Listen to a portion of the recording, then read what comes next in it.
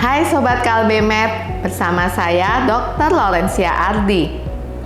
Belakangan ini, masyarakat sudah mulai peduli dengan kesehatan. Salah satunya yaitu dengan menerapkan pola hidup sehat.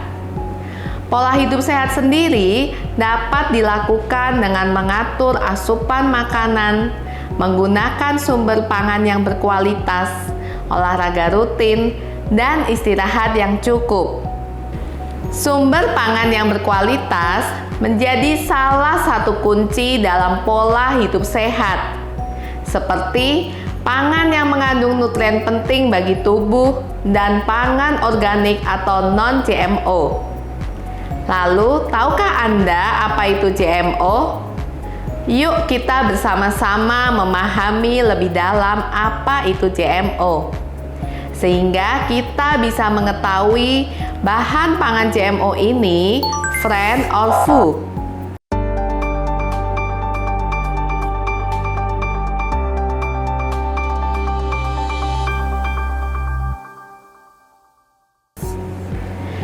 GMO atau Genetically Modified Organism adalah organisme yang dimodifikasi DNA dengan menggunakan teknologi rekayasa genetika. Saat ini, penerapan GMO paling banyak ditemukan pada bahan pangan atau disebut juga dengan pangan rekayasa genetika. Teknologi pangan rekayasa genetika secara umum menggunakan protein.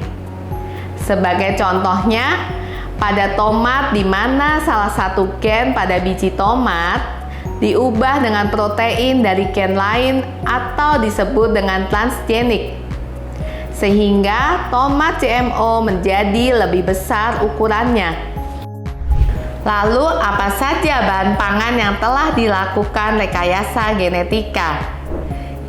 Hingga saat ini ada 10 bahan pangan yang telah dilakukan rekayasa genetika, di mana pertama kali dilakukan pada tomat, kemudian jagung, kedelai, kapas, pepaya, beras, minyak canola, kentang, susu sapi dan olahannya, serta kacang polong. Apa perbedaan bahan pangan yang biasa dengan GMO? Bahan pangan GMO biasanya mempunyai ukuran yang lebih besar, rasa yang lebih manis, dan tekstur yang lebih baik. Sebenarnya apa tujuan dari bahan pangan dilakukan rekayasa genetika? Tujuannya adalah meningkatkan pertumbuhan, di mana tumbuhan menjadi lebih cepat besar, lebih banyak hasilnya, dan lebih tahan terhadap hama. Selain itu juga untuk menambah kandungan nutrisi, mempercepat waktu panen, menjaga keberlanjutan atau ketersediaan pangan tersebut, serta melindungi lingkungan dari perubahan iklim. Setelah kita mengetahui apa itu pangan rekayasa genetika, lalu bagaimana dampaknya pada kesehatan? Apakah pangan rekayasa genetika ini berbahaya? Sejauh ini produk pangan rekayasa genetika yang ada di luar maupun di Indonesia diatur dalam peraturan khusus tentang pangan rekayasa genetika. Tentunya hal ini bertujuan untuk menghindari dampak yang tidak diinginkan bagi tubuh. Pangan rekayasa genetika mempunyai dampak positif dan negatif bagi kesehatan. Dampak positifnya adalah membantu menurunkan kekebalan terhadap antibiotik, meningkatkan pemenuhan kebutuhan nutrisi, khususnya vitamin dan mineral, serta meningkatkan keberagaman asupan makanan, sehingga pada akhirnya daya tahan tubuh dapat terjaga dan resiko terinfeksi penyakit menurun.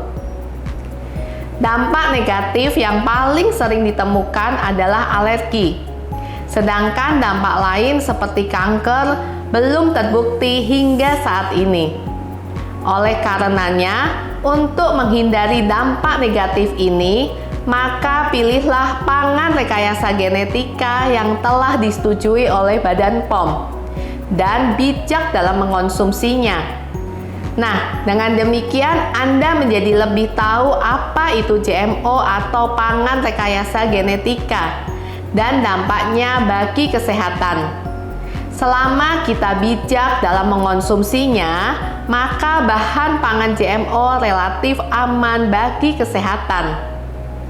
Mudah-mudahan informasi ini dapat bermanfaat bagi Anda, terutama dalam memilih sumber pangan yang berkualitas. Jangan lupa like, komen, dan subscribe channel YouTube Kalbemed ya, agar Anda selalu mendapatkan informasi kesehatan yang terupdate. Terima kasih dan sampai jumpa. Salam Kalbemed.